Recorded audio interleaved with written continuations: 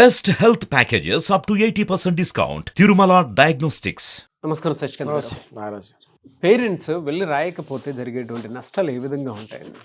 ఈ విల్ గురించి మీరు టాపిక్ తీశారు. సింపుల్ ఒక క్వశ్చన్ అడిగారు కానీ ఇప్పుడు కరెక్ట్గా ట్రెండ్ అవుతుంది. ఏది అంటే మన దేశంలోనే రిచెస్ట్ పర్సన్ వ్యాపారవేత్త ముఖేష్ అంబానీ గురించి ఇదే డిస్కషన్ నడుస్తుంది. ఇప్పుడు ట్రెండ్ అవుతుంది. కరెక్ట్ టైంకి మీరు అది విల్ గురించి కూడా అడుగుతాం జరిగింది. ముఖేష్ అంబానీ తెలియని వ్యక్తి ఎవరు భారతదేశంలోనే కాదు, ఏషియాలోనే కాదు, ప్రపంచంలో కూడా ముఖేష్ అంబానీ గురించి తెలియని వ్యక్తి లేరు. అలాగే వాళ్ళ తండ్రి ధీరుభాయ్ అంబానీ గురించి కూడా తెలియని వాళ్ళు ఎవరు లేరు. ధీరుభాయ్ అంబానీ గారి మీద ఎన్నో పిక్చర్స్, మూవీస్ బాలీవుడ్ వచ్చాయి. బాలీవుడ్ మూవీస్లో అభిషేక్ బచ్చన్ కూడా తీస్తాం జరిగింది. గురు అని అనుకుంటా, సంథింగ్ లైక్ దట్. సో ఇప్పుడు ధీరుభాయ్ అంబానీ అన్నది ముఖేష్ అంబానీ అన్నది మనం తరచుగా మాట్లాడుకునేటప్పుడు నువ్వేమైనా అంబానీయా అని అడుగుతారు. జనరల్గా కామన్ మ్యాన్ మాట్లాడుకునేటప్పుడు అంబానీ తోటి ప్రతి టాపిక్లో నువ్వేమైనా పెద్ద అంబానీయా అని అడుగుతారు. ఓకే, అంత పేరు, అంత ప్రఖ్యాతలు, అంత డబ్బు సంపాదించిన ముఖేష్ అంబానీ ఇవాళ విల్ గురించి ఆలోచిస్తూ జరుగుతుంది. మీరు చూడండి, ధీరుభాయ్ అంబానీ చనిపోయినప్పుడు విల్ రాయలేదు. విల్ రాయకపోవటం వల్ల ముఖేష్ అంబానీ, అనిల్ అంబానీకి మధ్య ఎన్నో యుద్ధాలు లీగల్గా జరిగాయి. జరిగిన తర్వాత వాళ్ళ మదర్ మధ్యలో నుంచొని సరే నువ్వు ఇది తీసుకో అని చెప్పేసరికి లాస్ట్లో వాళ్ళు అయినా కూడా ఒప్పుకోకుండా కోర్టుకి వెళ్ళి న్యాయస్థానం దగ్గర నుంచి విడిపోవటం జరిగింది. విడిపోయిన తర్వాత అనిల్ అంబానీ ఎట్లా పాతాలోనికి వెళ్ళిపోయాడు, ముఖేష్ అంబానీ మళ్ళీ ఎట్లా richest man in Asia country, వరల్డ్లో కూడా is among the top richest people. Okay, so ఇవాళ ముఖేష్ అంబానీ విల్ రాస్తానికి కారణం ఏంటి అంటే వాళ్ళ ఫాదర్ విల్ రాకుండా చనిపోవటం వల్ల ఇద్దరు అన్నదమ్ములు ఎంత స్ట్రగుల్ అయ్యారు, ఎంత అమూల్యమైన టైం వాళ్ళకి, ప్రతి సెకండ్ ఇంపార్టెంట్. నాగరాజు గారు, ఇవాళ మనము నార్మల్గా బిజీ ఉండే పీపుల్ కూడా ఒక 1 minute టైం ఇస్తాను కూడా ఆలోచిస్తున్నారు. Because everyone know that time ఒక్కటే తిరిగి రాంది, వేరేవన్నీ యూనో ఈ లైఫ్లో తిరిగి వస్తాయి కానీ టైం ఒకటి తిరిగి రాదు.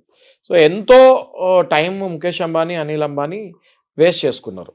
సో ఇప్పుడు ఈ పరిగెత్తే ప్రపంచంలో అలా టైం వేస్ట్ అవుతే మొత్తానికి అనిల్ అంబానీ లాగా పాతాళానికి వెళ్ళిపోతారు. కాబట్టి ఇది గ్రహించి ముఖేష్ అంబానీ విల్లు వైపుకి దశలు వేస్తాం జరుగుతుంది అనేది మనకి అర్థమవుతుంది. ఓకే, ముఖేష్ అంబానీకి 3 పిల్లలు. ఆకాష్ అంబానీ, ఈషా అంబానీ, వీళ్ళిద్దరు ట్విన్స్. వీళ్ళిద్దరు కూడా 30+ yearsలో ఉన్నారు ఇప్పుడు. అట్లనే అనంత్ అంబానీ ఆ తర్వాత పుట్టిన సంతానం, ఆయన 26 years ఏజ్లో ఉన్నారు. ఓకే, సో రిలయన్స్ అన్నది Reliance industries limited, RIL. Okay, ఈ ప్రపంచంలో ఈ పేరు తెలియని వాళ్ళు ఎవరు లేరు అని చెప్తానికి నేను ఆశపడట్లేదు. ఓకే, సో ఈ రిల్ అన్నది 3 భాగాలుగా ఇప్పుడు యాక్చువల్లీ నడుస్తుంది. ఒకటి జియో ఇన్ఫోకామ్ అని ఒకటి, ఇంకోటి రిలయన్స్ రీటైల్ అని ఒకటి, ఇంకోటి పెట్రోకెమికల్స్ అని ఒకటి. ఓకే, సో ఈషా అంబానీని, ఆకాష్ అంబానీని, వీళ్ళిద్దరిని కూడా ఫస్ట్ నుంచి కూడా జియో ఇంకా రీటైల్ మీద అవగాహన కల్పిస్తానికి వాళ్ళని బిజినెస్లో దింపడం జరిగింది. అనంత్ అంబానీకి పెట్రోకెమికల్స్ మీద కొంచెం అవగాహన ఇస్తాం కూడా నేర్పడం జరిగింది. ఇప్పుడు టైం వచ్చింది కాబట్టి ఈయన దీన్ని స్ప్లిట్ చేస్తాం జరిగింది. రిలయన్స్ జియో ఇన్ఫోకామ్నేమో ఆకాష్ అంబానీకి చైర్మన్ పదవి ఇస్తాం జరిగింది. అట్లనే ఏదైతే రీటైల్ బిజినెస్ ఉందో రిలయన్స్ది, రీటైల్ బిజినెస్ అంటే ఏంటి అని అందరూ అనుకుంటారు. రీటైల్ బిజినెస్ అంటే ఇదే, మనం ఫుట్వేర్ చూస్తూ ఉంటాము, రిలయన్స్ మార్ట్ చూస్తూ ఉంటాము, రిలయన్స్ ఫ్రెష్ చూస్తూ ఉంటాము, అట్లనే గ్రాసరీస్ చూస్తూ ఉంటాము, ఆన్లైన్లో మళ్ళీ మనకి రిలయన్స్ వస్తువులు వస్తూ ఉంటాయి. ఇవన్నీ రీటైల్ కిందకు వస్తున్నాయి. ఓకే, సో ఈ రీటైల్ బిజినెస్ మొత్తం కూడా తన కూతురైన ఇషా అంబానీకి అప్పగిస్తాం జరిగింది. అట్లనే పెట్రోకెమికల్స్ వైపు చిన్న కొరకు అనంత్ అంబానీని ప్రోత్సహిస్తూ ఈ విల్లో ఈ రకంగా డివైడ్ చేస్తున్నట్టు మనకు తెలుస్తుంది. అయితే ఇందులో చాలా తెలివైన పని ముఖేష్ అంబానీ ఏం చేస్తాడంటే, మనందరికీ తెలుసు ప్రపంచంలో అతిపెద్ద స్టోర్ ఏదైనా ఉంది అంటే అది వాల్మార్ట్. రైట్, ఇప్పుడు వాల్మార్ట్ శామ్ వాల్టన్ అని దాని ఫౌండరు, దాని వ్యవస్థాపకుడు శామ్ వాల్టన్. ఈ శామ్ వాల్టన్ ఇదే రకంగా విల్ రాస్తాం జరిగింది. ఓకే, ఎలా రాశాడు శామ్ వాల్టన్ విల్ అంటే వాళ్ళ పిల్లలకి ఇచ్చుకుంటూ ఒక ట్రస్ట్ కూడా ఫామ్ చేసి ఆ ట్రస్ట్లో కూడా దానికి షేర్ పెట్టాడు. అలాగే సేమ్ శామ్ వాల్టన్నే ముఖేష్ అంబానీ కూడా ఫాలో అవుతున్నట్టు మనకి క్లియర్గా అర్థమవుతుంది.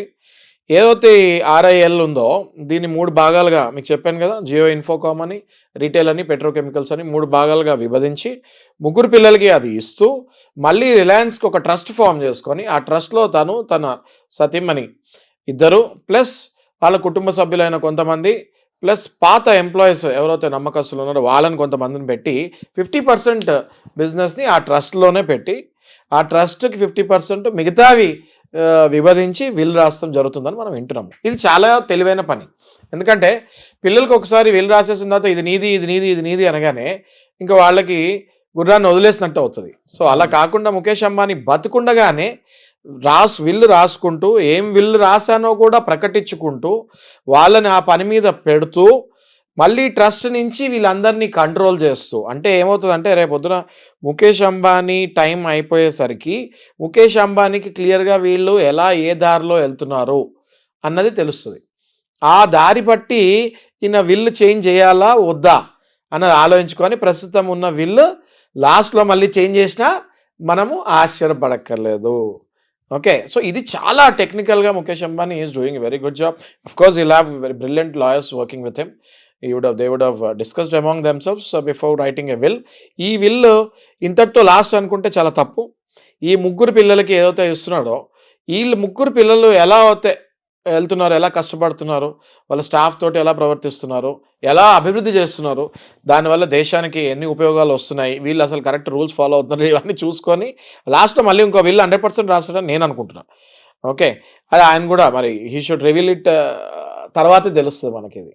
ఓకే, ఇది చాలా బాగుందండి, అద్భుతమైన టెక్నిక్ ఇది. చాలామంది ఇప్పుడు బిజినెస్లో చేసే వాళ్ళకి కానివ్వండి, లేకపోతే ఆస్తులు సంపాదించి అలా పెట్టుకున్న పెద్దవాళ్ళకి కానివ్వండి, ఇట్లాంటి విల్స్ ఒక ఆదర్శంగా తీసుకొని మనం కూడా ఇట్లాంటి విల్స్ని మనం కూడా ఉపయోగించుకొని రాయాలని నేను కోరుతున్నాను. అట్ ద సేమ్ టైం ఈ పెద్దవాళ్ళు ఎవరైతే ఉంటారో వీళ్ళ ఆస్తులు పంచకుండా ఒకవేళ చనిపోతే పిల్లలు దాని మీద చాలా లీగల్ ఫైట్ చేయాల్సి వస్తుంది. నేను చాలా కేసులు తరచుగా చూస్తుంటాను నాగరాజు గారు నా దగ్గరికి. ఇప్పుడు హైదరాబాదే ఫర్ ఎగ్జాంపుల్ తీసుకుంటే, హైదరాబాద్లో రాణిగంజ్ అని ఒక ఏరియా ఉంది. ఈ రాణిగంజ్ అనే ఏరియాలో చాలా బిల్డింగ్స్, పురాతనమైన బిల్డింగ్స్. ఇప్పుడు ఎట్లా ముఖేష్ అంబానీ ఆ స్టేజ్ నుంచి కష్టపడి వచ్చారో మన హైదరాబాద్లో కూడా ఇక్కడ రాణిగంజ్ ఉన్న ప్లేసెస్లో చాలామంది ట్రేడర్స్ చాలా కష్టపడి చాలా డబ్బులు సంపాదించుకుంటం జరిగింది. పెద్ద పెద్ద బిల్డింగ్స్ ఉంటాయి అక్కడ. అవి ఇప్పుడు గోల్డ్ మైన్ అవన్నీ బిల్డింగ్స్. అక్కడ నేను ఒక కేసు చూస్తాం జరిగింది ఈ మధ్యకాలంలో. అక్కడ ఒక ఆయన ఇలాగే పాపం విల్ రాయకుండా చనిపోయారు. ఓకే, అందులో ఏం చేశాడంటే పెద్ద కొడుకేమో మొత్తం ఆక్రమించేసుకున్నాడు, చిన్న కొడుకు కొంచెం మెత్తగా. ఓకే, ఆ చిన్న కొడుక్కి కొన్ని 100 కోట్ల ఆస్తి కళ్ళ ముందు కనిపిస్తున్నా కూడా ఆయన ఇవాళ వాళ్ళ కొడుక్కి ఫీజు కడతానికి కూడా కట్టే పరిస్థితిలో లేకుండా అయిపోయాడు. ఆయన మా దగ్గరికి వస్తాం జరిగింది. ఇదే గనక వాళ్ళ తండ్రి విల్లు రాసుంటే ఈ పెద్ద కొడుకు కొన్ని 100 కోట్లు ఎంజాయ్ చేస్తున్నాడు, చిన్న కొడుకు పాపం రోడ్డు మీద తిరుగుతున్నాడు ఇప్పుడు. ఓకే, ఈ చిన్న కొడుకు కూడా బాగానే హ్యాపీగా ఉండేవాడు, పెద్ద కొడుకు కూడా సమానంగా హ్యాపీగానే ఉండేవాడు. రాయకుండా చనిపోవటం వల్ల ఇప్పుడు నేను మీ చిన్న ఉదాహరణ ఎందుకు ఇస్తున్నా అంటే, సేమ్ ధీరుభాయ్ అంబానీ కూడా వీళ్ళు రాయకుండా చనిపోవటం వల్ల చాలా కొట్టుకున్నారు వీళ్ళిద్దరు. అట్లాగే నేను ఈ చిన్న ఉదాహరణ హైదరాబాద్ కూడా ఎందుకు ఇస్తున్నా అంటే, నేను ఎన్నో చూస్తున్నాను. సో నేను అందరికీ పెద్దవాళ్ళకి రిక్వెస్ట్ చేసేది ఏంటి అంటే, ఒక 75-80 ఇయర్స్ ఆర్ ఒక 60 ఇయర్స్. ఇప్పుడు మనం చూసుకుంటే శామ్ వాల్టన్ ఇందాక మాట్లాడాం కదా, వాల్మార్ట్ ఫౌండర్. ఆయన 40 ఇయర్స్ ముందే విల్ రాస్తాడు. ఓకే, అంటే 40 ఏళ్ల ముందే ఆయన విల్ ఎందుకు రాస్తాడు? ఆస్తులు అంత పెద్ద పెద్ద ఆస్తులు ఉన్నప్పుడు మనం యంగా ఓల్డా అనేది మర్చిపోవాలి. ఒక 30 ఏళ్ళు 40 ఏళ్ల వ్యక్తి కూడా మీరు కష్టపడి సంపాదించుకొని మీరు కోట్లలోకి వెళ్ళిపోతే మీరు విల్ రాసేయాలి. ఎందుకంటే దెర్ ఇస్ నో గ్యారంటీ మనం 100 ఏళ్ళు బతుకుతామా, 80 ఏళ్ళు బతుకుతామా, మరొక నెక్స్ట్ క్షణం మనం ఉంటామో లేదో దెర్ ఇస్ నో గ్యారంటీ. కాబట్టి విల్ అన్నది కంపల్సరీ రాయాలి. విల్లు రాయకుండా మనం కనుక కాలం చేస్తే తర్వాత మన పిల్లలు చాలా ఇబ్బంది పడతారు. నారాజ్ గారు, సో ప్రస్తుతానికైతే తండ్రి చేసినటువంటి తప్పులు కొడుగ్గా నేను చేయకూడదు అనేటువంటి ఉద్దేశంతో ముందే ఈయన విల్ రాయటం జరిగింది. అదే నాకు క్లియర్గా అర్థమవుతుంది. ముఖేష్ అంబానీ వాళ్ళ ధీరుభాయ్ గారు చేసిన తప్పు లేకపోతే అనుకోకుండా జరిగింది. ఓకే, దాని మళ్ళీ నా పిల్లలు కూడా అలా సఫర్ అవ్వకూడదు. ఎందుకంటే ధీరుభాయ్ అంబానీ ఎంతో కష్టపడి ఇప్పుడు ప్రపంచంలోనే ఆయన one of the richest and one of the brilliant industrialist ఆయన. ఓకే, RIL అంటే తెలియని వాళ్ళు ఎవరు లేరు, రిలయన్స్ ఇండస్ట్రీస్ లిమిటెడ్. అలాంటిది ఆయన రీటైల్లో, టెలికాంలో, పెట్రోకెమికల్స్లో ఇంత అభివృద్ధి సాధించిన తర్వాత ఆయన ఆ తప్పు చేస్తే పిల్లలు 100% కొట్టుకుంటాం వల్ల ఏమవుతుందంటే వ్యవస్థలు కుప్ప కూలుతాయి. అట్లా అనిల్ అంబానీ విషయంలో ఆల్రెడీ జరిగింది, మనం చూసాం. ఆయన పాతాళానికి వెళ్ళిపోయాడు. Right, so Mukesh Ambani he's taken a very good stand, good step and he's given a good message to the entire country అని నాకు అనిపిస్తుంది. ఓకే. Yeah. సో అదంతా డైరెక్ట్ ట్రస్ట్‌కి లింక్ చేసేసారు. 50% ఎలా సార్ ఇది? 50% పంచిపెట్టి హ్మ్. ఇంక 50% షేర్స్ మాత్రం ఆయన వైఫ్ ఒక ట్రస్ట్‌లో ఉన్నారు. ఆ ట్రస్ట్‌లో ఈ పిల్లలు కూడా ఉంటారు. హ్మ్. అదే ట్రస్ట్‌లో ఈ ముగ్గురు కూడా ఉంటారు. దాంతోపాటు కొంతమంది నమ్మకమైన విజ్ఞానవంతులు, సీనియర్స్ కూడా ఉంటారు. ఆ ట్రస్ట్ అలా ఉండటం వల్ల ఏమైతది అంటే, ఈ పిల్లలు ఏదైనా డెసిషన్ తీసుకోవాలి అన్నప్పుడు ఆ ట్రస్ట్‌కి కూడా చెప్పాలి. ఆ ట్రస్ట్‌కి ఆ డెసిషన్‌లో ఏదైనా కొంచెం మనకి లాస్ అయ్యేటట్టు ఉంది అన్నప్పుడు డిస్కషన్ పెడతారు. అంతా ట్రస్ట్ ఓకే అయిన తర్వాతనే ఆ డెసిషన్ తీసుకుంటం జరుగుతది. దానివల్ల గుర్రానికి కళ్ళెం వేసినట్టు అయితది. రైట్. ఇష్టం వచ్చిన దారిలో పరిగెత్తకుండా గుర్రానికి కళ్ళెం వేసినట్టు అయితది. ఈ ట్రస్ట్ కూడా ఆయన తనంతరం మళ్ళీ హ్యాండ్ ఓవర్ చేయాల్సొస్తది కాబట్టి, ఈ ట్రస్ట్‌లో ఆల్రెడీ ముఖేష్ అంబానీ ఆలోచించి నాకు తెలిసి యంగ్‌స్టర్స్‌ని కూడా కొంతమందిని పెట్టుంటారు. సో దట్ ఆయన తనంతరము ఈ ట్రస్ట్ అనేది డెఫినిట్‌గా రన్ అవుతది. ఓకే. So, yeah! ఓవరాల్‌గా అయితే ఆ విధంగా చేశారు చాలా టెక్నిక్‌గా. చాలా టెక్నికల్‌గా చాలా అండ్ తెలివిగా. అండ్ హ్మ్. This is a very good message to the society అండి. ఎంతోమంది ఎన్నో బిజినెస్‌లు చేసి మనం రేమాండ్స్ ఎగ్జాంపుల్ చూసాం గదా! మన సుమన్ టీవీలోనే మనం వీడియో చేస్తాం కూడా అవును. జరిగినట్టుంది. రేమాండ్స్‌ది ఏమైందండి? ఆ తండ్రిని కొడుకు రోడ్డు మీద వదిలేయడం జరిగింది. కొడుకు మీద ప్రేమతోటి ఉన్న ఆస్తులన్నీ రాసేసాడు రేమాండ్స్ ఆయన. లాస్ట్‌లో చూస్తే ఇవాళ యూఎస్‌లో ఆయన రోడ్ల మీద తిరిగే పరిస్థితికొచ్చాడు. హ్మ్. రైట్? సో, ఇట్లాంటివన్నీ చూసుకున్నప్పుడు డెఫినిట్‌గా విల్ అన్నది రాయాలి. విల్ అంటే తెలుగులో వీలునామా అది కంపల్సరీ రాయాలి. మీరు యంగా, ఓల్డా అన్నీ మర్చిపోతే మీకు గనక ఏమైనా ఆస్తులు గనక ఉంటే తప్పకుండా విల్ ఇది రాసి ఆన్ అన్ యావరేజ్ ఏ రకమైనటువంటి ఆస్తులు సార్ జనరల్‌గా అడుగుతున్నాను? జనరల్‌గా అండి ఇప్పుడు ఒక మనిషి 25 సంవత్సరాలు, 22 సంవత్సరాల నుంచి సంపాదన మొదలవుతుంది. ఆ తనంతరము ఒక 20 ఏళ్ళు, 30 ఏళ్ళు అయ్యేసరికి 50, 60 ఏళ్ళు వచ్చేసరికి ఆ మనిషి ఒకవేళ ఎంతో డిసిప్లిన్డ్‌గా కష్టపడి ముందుకెళ్ళుంటే, ఒక ఉద్యోగం చేసుకుంటున్నా కూడా ఆయన ఒక చిన్న ఇల్లైనా కొనుక్కుంటం జరుగుతది.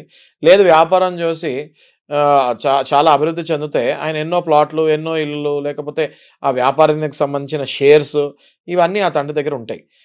అలాంటప్పుడు ఇద్దరు, ముగ్గురు గనక పిల్లలుంటే, ఒకవేళ వీళ్ళు విల్లు రాకుండా చనిపోతే, ఆ ఇద్దరు, ముగ్గురు పిల్లలు ఆ ఆస్తిని ఎంజాయ్ చేయకుండా లైఫ్ లాంగ్ ఆ ఆస్తి గురించి కోట్ల చుట్టూ తిరుగుతూ, ఉన్నది వాళ్ళు సంపాదించింది కూడా కరగబెట్టుకొని రోడ్డు మీద పడటం జరుగుతుంది. సో, కైండ్లీ ఇది అందరూ నోట్ చేసుకొని విల్స్ అన్నది కంపల్సరీ మనం రాయాలి. ఈ విల్ అన్నది మన తెలుగు పీపుల్ గానివ్వండి, లేకపోతే కొంతమంది ఆర్థోడాక్స్ ఫ్యామిలీస్ కావండి ఏమనుకుంటారంటే, ఈ విల్ రాయాలి అంటే అమ్మో! నన్ను వీలునామా రాయమంటున్నారా? అంటే నన్ను చంపేస్తారా? లేకపోతే నేనింక అయిపోయినట్టేనా? అని పిచ్చి భ్రమలో ఉంటున్నారు నాగరాజు గారు. That is wrong. విల్ అనేది ఏంటి? ఎప్పుడు ఏ మనిషి ఉంటారో, ఏ మనిషి పోతారో తెలీదు. సో, మీరు సంపాదించిన ఆస్తి మీ తనంతరం అది కరెక్ట్ హ్యాండ్స్‌లోకి వెళ్తుందా లేదా? మీరెవరైతే ప్రేమిస్తున్నారో వాళ్ళకి ఇస్తున్నారా లేదా? అనేది మీరు బతికున్నప్పుడే రాయాలి. ఇది రాయకపోవటం వల్ల చాలా రాంగ్ హ్యాండ్స్‌లోకి వెళ్తాయి. నేను మీకు మళ్ళీ చెప్తున్నాను. మన హైదరాబాద్‌లోనే ఒక ఎగ్జాంపుల్ తీసుకుంటున్నాను. ఈ విల్ రాయకుండా ఒకాయన చనిపోయాడు. పై ఫ్లోర్‌లో పెద్ద కొడుకు, కింద ఫ్లోర్‌లో చిన్న కొడుకు ఉంటారు. ఓకే. ఈ పెద్ద కొడుకు పాపం చాలా మంచోడు. ఓకే. ఈ చిన్న కొడుకు, చిన్న కోడలేమో చాలా గడుసు పిల్ల. ఓకే. ఈ విల్ రాయకుండా చనిపోయాడు. ఆ ఇల్లంతా ఆ చిన్న కోడలు తీసుకొని పెద్ద కొడుకుని, పెద్ద కోడలు రోడ్డు మీద ఏయడం జరిగింది. అసలు యాక్చువల్‌గా ఆ తండ్రిని చూసింది మొత్తం పెద్ద కొడుకు, పెద్ద కోడలే. విల్ రాయకుండా చనిపోవడం వల్ల ఎవరైతే చూడలేదో వాళ్ళు ఇల్లు ఎంజాయ్ చేస్తారు. ఎవరైతే ప్రేమగా చూసారో లాస్ట్ వరకు వాళ్ళు ఇవాళ రోడ్డు మీద ఉన్నారు. సో, అట్‌లీస్ట్ మొత్తం పెద్ద కొడుక్కే ఏమని చెప్పట్లేదు. ఓకే. అట్‌లీస్ట్ ఆ ఫ్లోర్ అయినా పెద్ద కొడుకిచ్చి కింద ఫ్లోర్ చిన్న కొడుకిచ్చుంటే, ఆ పెద్ద కొడుకు ఎవరైతే పోయే వరకు జాగ్రత్తగా చూసుకున్నాడో అట్‌లీస్ట్ ఆ గ్రాటిట్యూడ్ అయినా ఉండేది కదా! అవును. రైట్. ఇప్పుడు ఇట్లాంటివి చాలా జరుగుతుంటాయి. నేను చెప్పుకుంటూ పోతే ఇట్లాంటి స్టోరీస్ చాలా ఉంటాయి నాగరాజు గారు. ఎలా సరే అంటే ఇటువంటి వాటి నుంచి బయటపడటం కోసం అని చెప్పేసి అంటే కొంతమంది పేరెంట్స్ తెలిసి చేస్తారు. కొంతమంది పేరెంట్స్ తెలియక చేస్తారు తెలియక కదా! చేస్తారండి. ఎందుకంటే హ్మ్. ఇప్పుడు నేను చెప్తాను మీకు 93 ఏళ్ల ఒక ఆయన ఎగ్జాంపుల్ తీసుకుంటున్నాను నేను. 93 ఏళ్ళు వచ్చిన తర్వాత ఒక ఒక హస్బెండ్ వైఫ్ ఏం చేసిందంటే 93 ఈ వైఫ్ కొంచెం చిన్నామె. సెకండ్ వైఫ్ అనుకుంటా. ఈ వైఫ్ కొంచెం 60, 65, 70 ఏళ్ళు ఉండే. ఓకే. ఈమె ఏం చేసిందంటే 93, 94 ఏళ్ల వ్యక్తి అప్పటికే కళ్ళు, చెవులు, మాట కూడా పడిపోయింది దానికి. ఆయనతోటి ఈమె ఏం చేసిందంటే గిఫ్ట్ డీడ్ రాయిపించుకుంది. గిఫ్ట్ డీడ్ రాయిపించుకుంటే దాని అర్థం ఏంటి అంటే మొత్తం అంతా ఆస్తంతా కూడా ఆమెకెళ్ళిపోయింది. ఎవరైతే 70 ఏళ్ల ఆవిడ రెండో భార్య ఉందో ఆవిడకెళ్ళిపోయింది. వెళ్ళిపోయిన తర్వాత తనంతరం ఆయన 94 ఇయర్స్, 96 ఇయర్స్‌కి చనిపోయాడు. చనిపోవటం వల్ల ఏమైందంటే అసలు ఒరిజినల్ మొదటి భార్య కొడుకులు ఎవరైతే ఉన్నారో వాళ్ళందరూ రోడ్డు మీద పడ్డారు. రెండో భార్యకి పిల్లలు కూడా లేరు. ఈ రెండో భార్య ఏం చేసింది ఈ ఆస్తి తీసుకొని వాళ్ళ వైపు వాళ్ళ సిస్టర్స్‌కి వాళ్ళకి పంచడం జరిగింది. అదే కనుక ఈయన 94 ఏళ్ళు అయినా ముందే 70 ఏళ్ళప్పుడే 60 ఏళ్ళప్పుడే ఈయన సంపాదించిన ఆస్తి విల్లు రాస్తుంటే ఈ గిఫ్ట్ డీడ్ పనికొచ్చేది కూడా కాదు. అందులో క్లియర్గా నాకు ఈ విల్లు తర్వాత ఏది జరిగినా ఈ విల్లు నేను రాసిన తర్వాత ఏది జరిగినా మళ్ళీ నా సిగ్నేచర్ లేకపోతే అది చెల్లుబాటు కాదు అని రాసేసి ఉంటే ఒకవేళ this is my last and final will అని ఉంటుంది. ఓకే, అది రాసేసి ఈయన సిగ్నేచర్ పెట్టి 2 సాక్షులు తీసేసుకుంటే ఇవాళ ఆ దౌర్భాగ్య పరిస్థితి కొడుకులకు పట్టేది కాదు. ఈయన చనిపోయి ఆ పరలోకాన్ని నుంచి కూడా బాధపడుతూ ఉంటారు, అయ్యో నాకు ఇష్టమైన వాళ్ళకి నేను ఆస్తి ఇవ్వలేకపోయానని. అర్థమైంది కదా నాగరాజు? ఇట్లాంటివి కోకొల్లలండి, చెప్పుకుంటూ పోతే కోకొల్లలు. సో నేను చెప్పేది ఏంటంటే 30 ఏళ్ళ వయసు నుంచి ఉన్న వాళ్ళు 90 ఏళ్ళ వయసు ఉన్న వాళ్ళు ఇప్పుడు కూడా ఏమి లేట్ అవ్వలేదు, మీరు బతికే ఉంటారు కాబట్టి విల్ రాయండి, విల్ రాసి వదిలేయండి. విల్ రాసినంత మాత్రం మీ ఆస్తి ఎవరికో ఇస్తున్నట్టు కాదు. మీ తనంతరం మిమ్మల్ని ఎవరు బాగా చూసుకున్నారో లేకపోతే మీకు ఎవరి మీద ప్రేమ ఉందో వాళ్ళకి మీరు కష్టపడిన ఆస్తి వెళ్తుంది. ఎలా సార్ అంటే జనరల్గా ఇటువంటి ఎక్కువ చాలా ఇళ్లలో మనం చూస్తూ ఉంటాం. మీలాంటి వాళ్ళని అప్రోచ్ అయ్యి మీ దగ్గర సలహాలు సూచనలు తీసుకుని విల్ రాద్దాం అనుకున్నటువంటి వాళ్ళు ఉంటారు, మిమ్మల్ని అప్రోచ్ అవ్వాలి? తప్పకుండా అప్రోచ్ అవ్వచ్చు నారాజు గారు. విల్ అనేది ఓన్లీ జస్ట్ 1 డే పని. ఓకే, మీకు ఎవరు కావాలి, ఎవరి పేరు మీద రాయాలి, మీ ఆస్తులు ఏమున్నాయో చెప్పాలి, అవన్నీ మనం ఒక పేపర్లో పొందుపరుస్తాము, రిజిస్ట్రేషన్ ఆఫీస్ దగ్గర తీసుకెళ్తాము, ఇద్దరు సాక్షి సంతకాలు పెడతారు, విల్లు టక్మని రిజిస్ట్రేషన్ అయిపోతుంది. చాలా ఈజీ. విల్లుకి ఎక్కువ కాస్ట్ కూడా కాదు, నార్మల్ కాస్ట్లో అయిపోతుంది విల్లు కూడా. ఓకే, సో స్క్రీన్ పైన డిస్ప్లే నెంబర్ పైన డెఫినెట్గా కాంటాక్ట్ చేయొచ్చు, లేకపోతే వాట్సాప్ మెసేజ్ చేయొచ్చు. డెఫినెట్గా వీఆర్ అవైలబుల్ 24/7. థ్యాంక్ యూ అండి, thank you so much Shashikant గారు. చూసారు కదండి వీడియో. ఈ వీడియోపై మీ అభిప్రాయం కమెంట్ బాక్స్లో పోస్ట్ చేయండి. సో శశికాంత్ గారితో సలహాలు సూచనలు న్యాయపరంగా ఏదైనా కావాలి అనుకుంటే స్క్రీన్ మీద మీకు కాంటాక్ట్ నెంబర్ కనిపిస్తుంది, దాన్ని మీరు కాల్ ఆర్ మెసేజ్ వాట్సాప్ చేసి వెంటనే అపాయింట్మెంట్ తీసుకోండి. అండ్ ఈ వీడియో లైక్ చేయండి, షేర్ మాత్రం తప్పకుండా చేయండి. ఇలాంటి మరిన్ని వీడియోస్ కోసం మా ఛానల్ ఫాలో అవ్వండి. Thank you.